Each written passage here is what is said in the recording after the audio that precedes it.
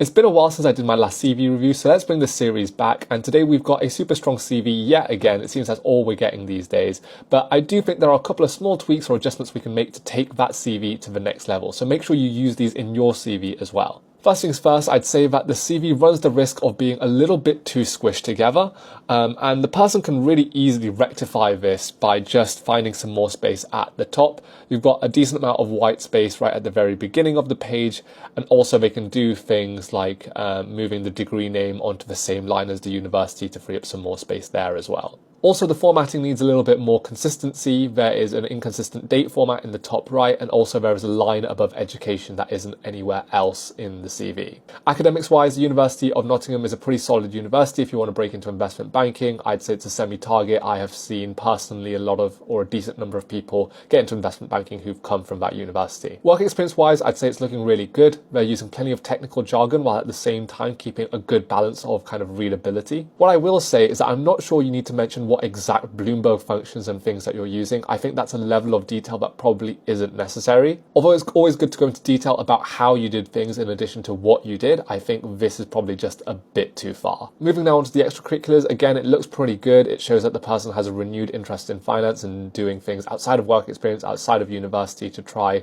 and upskill themselves there. But a part of me does think that they might risk coming across as pretty one-dimensional or not being well-rounded enough. It would be good instead to maybe replace one of these bits of extracurriculars with something like a society that the person's got involved in, something not related to finance, just to show that you're a bit more holistic or well-rounded. So overall, a really good CV, not that much to do besides a few minor tweaks. Well done.